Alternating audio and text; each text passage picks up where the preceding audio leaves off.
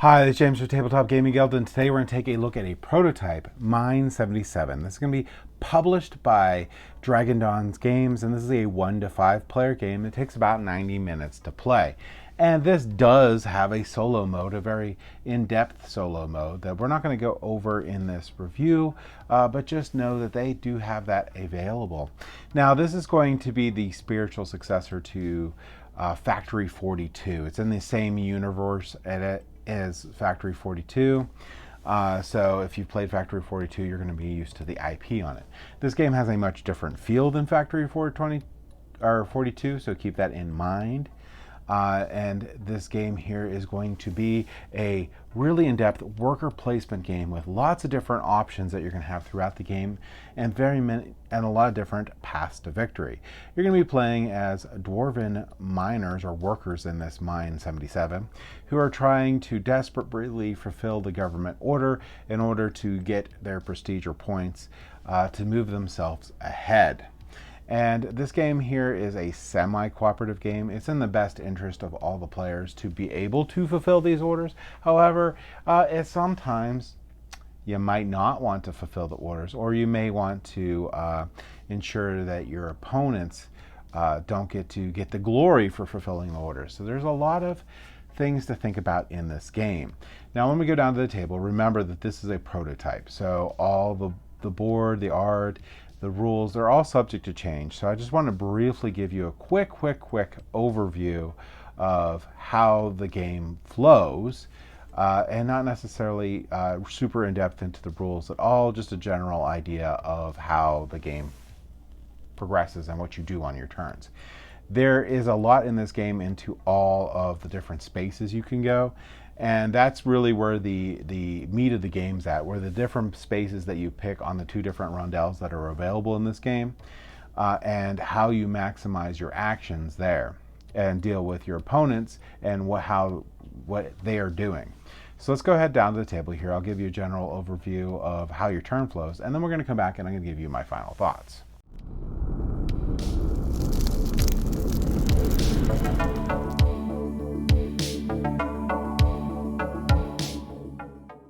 All right, so this is Mine 77. This is a large worker placement game with lots of different avenues to victory in the game itself. As you can see, there's going to be a large spread of stuff that's going to go out. Now, notice that all this stuff is subject to change. This is a prototype of the game, so the art could change, components can change, all that fun stuff. But I should be able to give you an idea of how the game flows. We're not going to go over all the rules. There's a good bit of rules to the game, but I will mention that they're not that bad. Although this is going to be a heavier side Euro, it's more in understanding what these locations will do for you than a lot of different rules. So you just need to learn these locations and what you can do with the locations. And as you play through the game, everything's going to start to click for you. Because you're going to see that mechanically how everything works. Basically, what you're doing in this game is you're trying to fulfill these government orders here. There's one for today and there's one for tomorrow. You, as a group, are trying to fill these mine carts here to get them shipped out and fulfill these orders. You're also trying to get onto these mine carts to gain points when these get shipped out, so you get your notoriety of the orders that have been finished. And there's a 1 and 2 slot in each of these. And there's 3 different things that you can do in these mine carts. You can become a passenger, so you can get down from the mines up to the factory. You can take the first position here, so you will be the first one to get the points, get the resources, that sort of thing. Also, you could get negative points if you're up here, and then second place will do that in each of these mine carts. You have the idea of this game is going to be using the factory up here to do different actions, but then you're going to go down to this mine here to get the raw materials, put them in the carts, and get them up there. You're going to also have to worry about having your workers, which you have 4 of them, sent to the hospital and have to get them out of the hospital. You're going to need to worry about the steam levels in the game and make sure that there's enough steam to do the actions you want, not let it go too low, or go high and explode and everyone loses points and it gets reset. You also have to worry about anyone dropping below to -10 points. If the game goes down to -10 points, that person loses, but you want to make sure that you are winning in this track before that happens. So the game's going to end in one of two ways. Either someone's going to get -10 points, which is rare. Well, at least I haven't had it happen. Or we're going to get to the end of the third day. Now, you could also play an extended mode to this game, in which case it would go to the end of the fourth day, and the person with the most points at the end of that is going to win.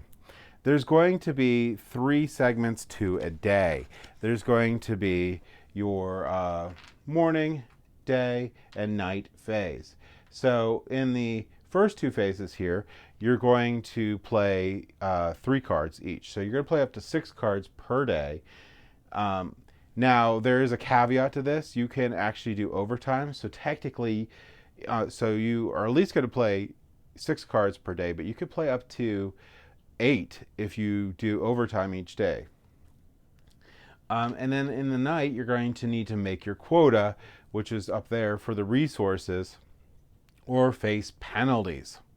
In addition to that, you could also try to get Elven Missionary cards, and when you get these cards, you're able to fulfill these also for points. So you get points or magic, and magic is like the currency in this game. So what do? Well, you're going to have this little deck of cards in the game here, and this little deck of cards here is your hand for the game. So you're going to draw 5 cards. And there's a little deck building element in the game because you can go up to the commissary up there and get more cards to use throughout the game. But basically what's happening is these are how many actions you can take, and this is how much movement you get. So you're going to, so for this card here, you'd have to pick 1 worker, and they perform all of these. And they have to be done from the top to the bottom. If you pick this card here, this one you're allowed to have, you'll have 2 different workers. This 1 worker will do the movement, 1 worker will do the action. And like this one here, you'll have 4 movement, and a different worker gets 4 movement. This one you get 1 action, this one you get 3 movement and 1 action. Now at the start of the game, you're going to start at the entrance. So there's not much to do there. So you're going to want to play your first card to give you some movement here and get out onto the board. There are 2 rondelles in this game. There's this factory rondelle. So if I took 4 movement, I would move along this rondelle here, and then I could take one of these actions. When you take an action, you put a cylinder there.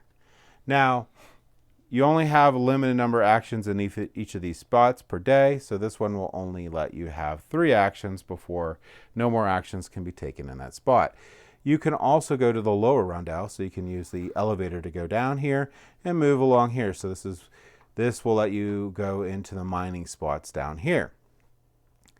Now, some of these will show that you can only use these action space for higher player counts. They have these little black cubes here. You'll actually cover these over if you're not going to be using those player counts. But anyway, you could go down to the lower mine. You can't use this elevator to go up. This one is only going to go down for you. You're going to have to ride the train to go back up. So there's 2 rondelles here with all sorts of different actions that you can take that are all going to be centered around gaining or converting resources or going on patrols here. There's a couple different ways that you can get injured in this game. Now, brawls are going to happen if you have 5 or more in the elevator hall here. And you're going to randomly select one of these guys, and they're going to be sent over here to the ward here. Now, easiest way to do it, you could just pick up whatever number there and then just drop one out. So if 5 or more there, someone's going to get injured. The other way that you can get injured is by going on a patrol. And the patrols here, you're going to have prerequisites for how many have to be there. And you're going to be trying to complete this map on here. And you're going to need resources to be able to complete this. And if you complete this, you'll get a reward. Some might get injured and end up in the hospital. Some might get killed heroically and they'll end up in the hospital. And so on and so forth. That's the 2 ways that you can actually end up over here.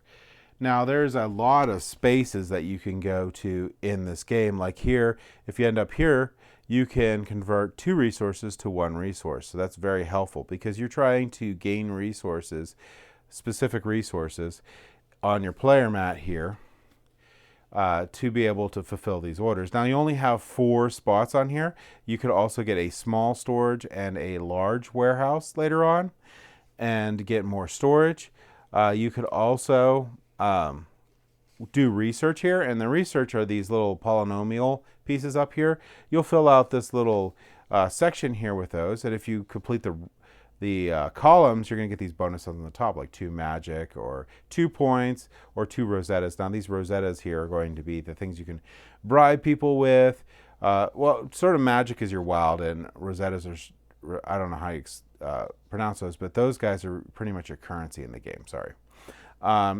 If you do complete the rows, you're going to get these rewards on the right here. So you get a crane and an incinerator, a small warehouse, and a large warehouse. Those small and large warehouse will allow you to have extra storage. Also, on the board, there is a communal storage area that only has 4 on there. But as the first person unlocks the small warehouse, they unlock it here. First person to unlock the large warehouse will unlock it on here too. So you'll get even more storage that way. A couple other things that are important. So this is going to go through your phases as you go through the game. This is going to be your steam counter throughout the game. If it goes down to 0, you don't have any more steam. So a lot of the actions you can't do, but some of them will let you go negative. You can only go down to 4. However, if you go 8, or well, it's actually just higher than 8 here, it'll blow up. That is also bad. So how do you take your turns in this game? Well, your turns are going to be simple. So I have my 5 cards. Everyone's going to simultaneously pick one, put it face down. Then everyone's going to flip the card. And now you're going to look at initiative down here. Now you could pay those resources, the red resource over there, to drop this down even lower number. It can actually end up negative, but the person with the lowest number is going to fire off their card first. So in this card, you're going to move 4 spaces with 1 worker, and you're going to perform an action with another. Now, after that's done, you're going to do it again. You're going to do this 3 times. After you do this 3 times, you can pick to do a overtime shift. If you do an overtime shift, you'll get your 4th card. Otherwise, we're going to go to the next day. You're going to draw back up to 5 cards, and you'll be ready to start your day.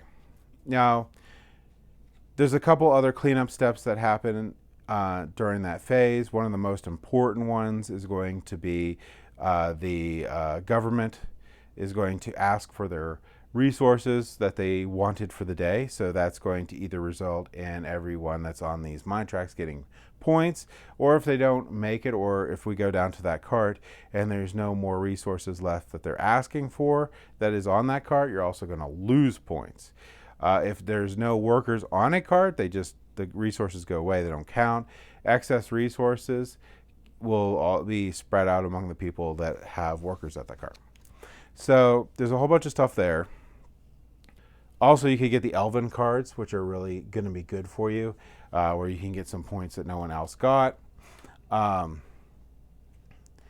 And you start the next day. A couple other things I didn't mention too is you also have these goal cards that could give you points at the end of the game. At the beginning of the game, you get 2 of them, and you're going to pick one. And that's going to be sort of your aim for the game. But in general, that's what we're going to be doing in this game. That's as simple as it is. The only thing you really have to spend a good bit of time explaining is all these spots. But in general, you're just going to be moving and producing actions on the board based on the cards that you played, trying to manage that steam and so on. And you could go up there and you can augment your deck with more cards there, more powerful cards. Like that one has 2 movement, 1 action, and then 3 movement. That's pretty cool. The other one has 4 movement, 1 action. And you can get rid of some of the cards later on.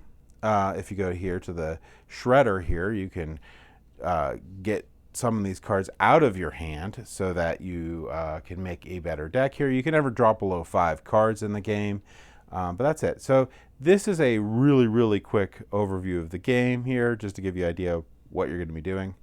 There's a lot more rules to this game, but I just wanted to give you an idea that that's how it's going to be playing. You're going to be using cards to determine the actions you're going to be able to place with your workers. You're going to use those in turn to get your resources and such in the game. And you're going to be trying to fulfill these government orders as best as you possibly can, or the elven orders as best you possibly can, to score the most points on this track by the end of the game. And the person with the most points at the end of the third day, or if you're playing the extended version, fourth day, will win. There's really cool... Now, they have some really cool stuff that always comes with it. I know this is a prototype, but a lot of times this ends up in the final production, which I really like. I really like the idea that they're doing these dual-layer player board. I like that a lot. I like the dual-layer, what would you call it? Dual-layer market here of all the materials that are available. Now, another thing in this game here is everything is finite. So if I run out of gems, there's no more gems. They will come back as they get absorbed in through the government actions, or people turn them in for elven trade or other means, burn them for more steam. They'll come back in here. So a lot of times you don't really run low. It is possible to happen. It does happen a couple times, but it doesn't last very long. Also, these little burn things, these indicate the different resources that could be burned for steam. Steam is going to be what's going to be people are going to use to do a bunch of actions, and they allow you, once you get these little steam tokens that are over there onto your board, which you can hold up to 2 here, they allow you to do a lot of different actions on the board, ones that require steam and such. So really, that's just super briefly the flow of the game. But let's go ahead back up to the table here, and I'll give you my final thoughts on Mine 77.